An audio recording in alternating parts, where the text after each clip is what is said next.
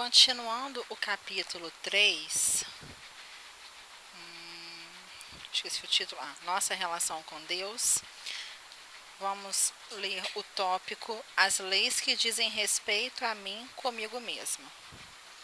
Essas leis estão na terceira parte de O Livro dos Espíritos: lei do trabalho, lei de reprodução, lei de conservação, lei de destruição e a síntese de tudo, perfeição moral.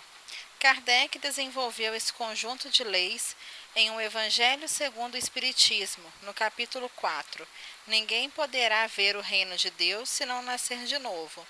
No capítulo 5, Bem-aventurados os aflitos. No capítulo 7, Os pobres de espírito. No capítulo 8, Aqueles que têm puro coração. No capítulo 9, Os mansos e pacíficos.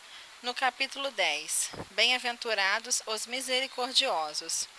No capítulo 17, Sede perfeitos, que é o guia do espírita, ou deveria ser. No capítulo 23, A estranha moral, e no capítulo 25, Buscai e achareis. O que significa isso? Nas leis divinas relativas a nós mesmos, somos responsáveis pelo próprio aperfeiçoamento moral. O dia que entendermos essa lição, faremos um compromisso com a excelência. Tudo o que fizermos será excelente. É um compromisso. Seremos iguais aos espíritos puros que não fazem nada mais ou menos. Primeiramente, porque fazem com amor. E quem faz com amor dá tudo de si. Essa é a diferença. Em segundo lugar, o compromisso com a excelência. Vamos tomar, por exemplo, um beija-flor. Você acredita que o arquiteto que coopera na equipe de Jesus fez um beija-flor de um dia para o outro? Fez um rascunho de projeto e falou: Jesus, fiz um rascunho aqui, eu nem colori. Depois você coloca a cor que quiser. Você acredita que Jesus aceita isso? Observe um leão, uma onça, um peixe. Tudo na natureza é um espetáculo de primor. Portanto, a lei divina é a lei da perfeição moral, e essa lei é inegociável. Você vai ser perfeito e ponto final. Mas eu não quero. Você será lapidado. Isso nos lembra a resposta de Michelangelo sobre a escultura de Davi, em 4,5 metros em um só bloco de mármore.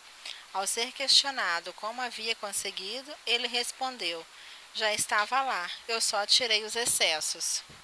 Então, o que você está fazendo aqui encarnado, passando por prova e por expiação? Apenas tirando os excessos. Há alguns que estão com bastante excesso, mas é só tirar. Quando você pensa nessa perspectiva, entende Jesus quando ele diz: está no teu querer. Encontres hoje um ponto de referência para a regeneração de todo o teu destino. Está no seu querer seguir agora ou daqui a milênios. É a única escolha que você tem. Ou é agora ou é depois, mas vai ser. Eu vou dar um spoiler para quem não leu o livro Sexo e Destino, de André Luiz, psicografia de Francisco Cândido Xavier e Valdo Vieira. No enredo, o personagem Félix era benfeitor. Ele era admirável, parecia um super-homem, aquele que resolvia todos os problemas.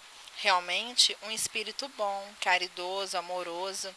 No final da narrativa, você descobre que Félix era o causador de todo o problema e que naquela oportunidade estava reparando seus erros do passado, ajudando todas as pessoas envolvidas naquela situação de conflito. Não é extraordinário? É a lei da perfeição moral em ação, mas para isso é preciso de trabalho de conservação e de destruição, porque algumas coisas têm de acabar, têm de ser destruídas em nossa vida, inclusive o nosso corpo. Vamos para o tópico As leis que regem as interações entre os filhos de Deus. Passemos para o terceiro conjunto de leis: eu e o meu semelhante, eu e o meu próximo. As leis são lei de sociedade, lei de progresso, lei de igualdade, lei de liberdade, lei de justiça, amor e caridade. Kardec tratou essas leis em vários capítulos de O Evangelho segundo o Espiritismo. No capítulo 12, amai os vossos inimigos.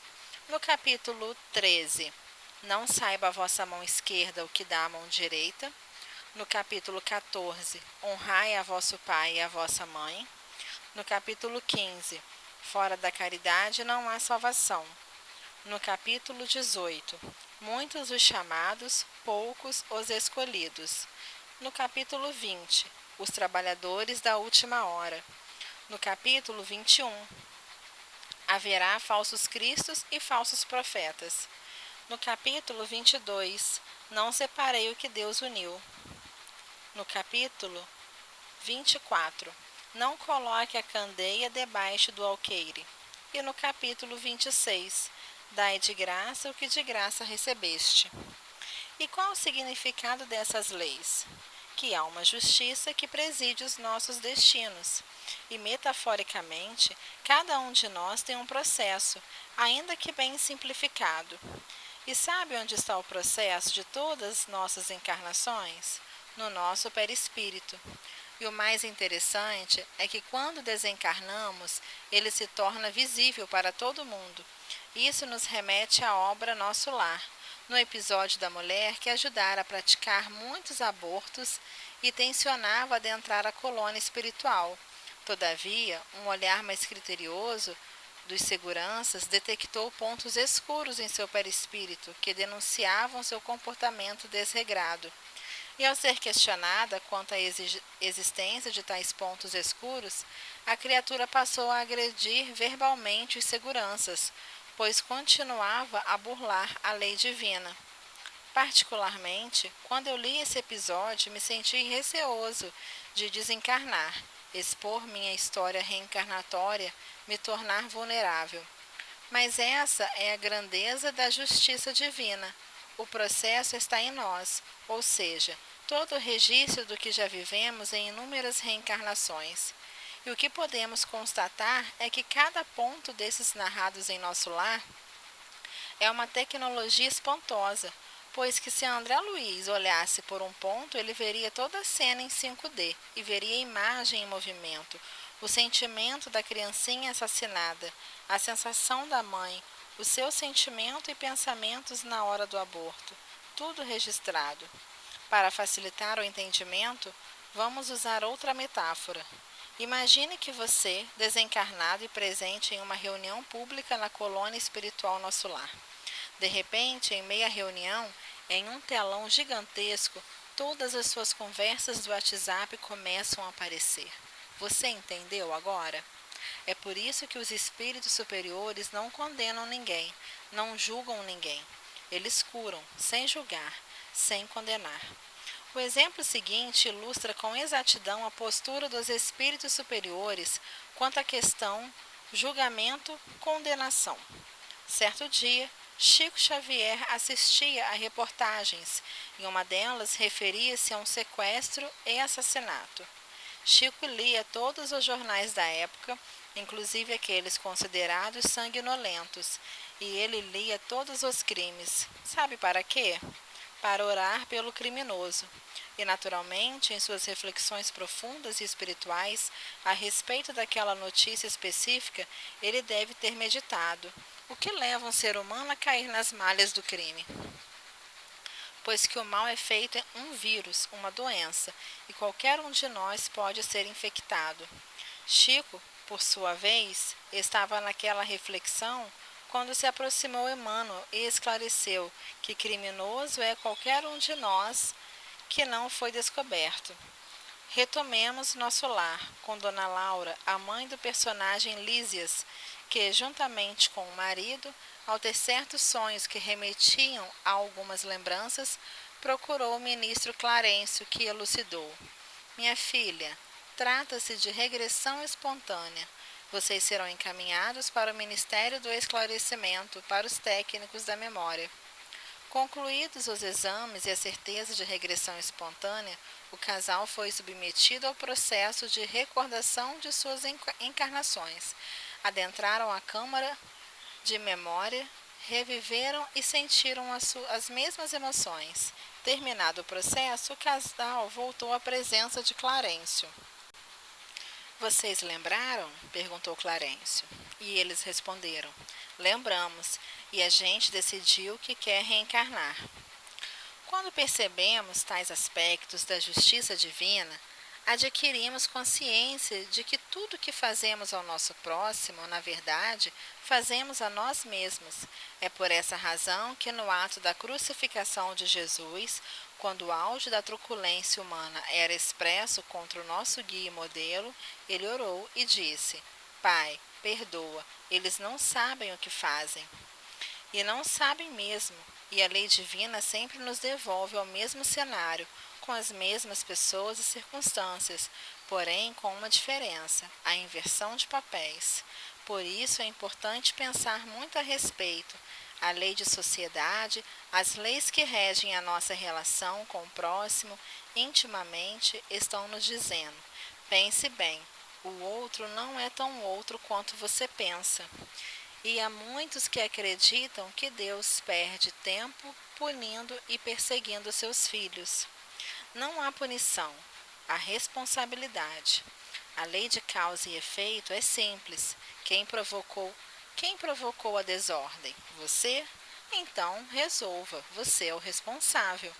Só que tenha misericórdia. Então você diz: Gente, eu sou responsável, mas eu fiz bobagem mais do que eu imaginava.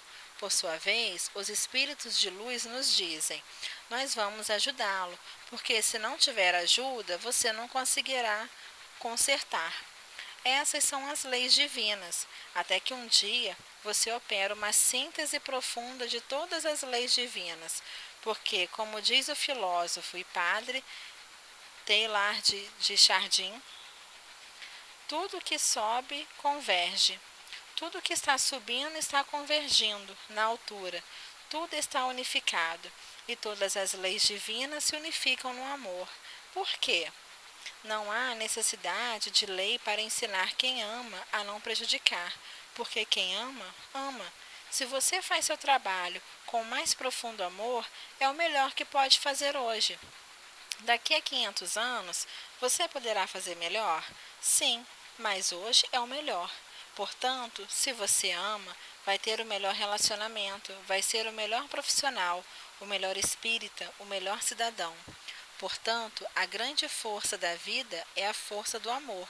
E diria Chico que se a lei divina vem para cobrar o débito do passado e ao bater em sua porta o encontra trabalhando em favor do bem do próximo, determina essa mesma lei que ela volte atrás e aguarde, porque o amor cobre a multidão de erros. Sejam as leis que regem a nossa relação com Deus, sejam as leis que regem a nossa relação conosco ou com o próximo. Verdadeiramente, o que Deus faz a nós, seus filhos, é ensinar um pouco da identidade do caráter dele próprio. E isso é profecia, está em Hebreus capítulo 8, versículo 10. Porei minhas leis em sua mente e as escreverei no seu coração, e eu serei o seu Deus, e eles serão o meu povo. O dia em que isso acontecer, nós sentiremos a presença de Deus como nunca antes, e será um novo dia, graças a Deus. Finalizamos aqui o capítulo 3, e em breve o capítulo 4, o segredo da reforma íntima. Obrigada, até o próximo.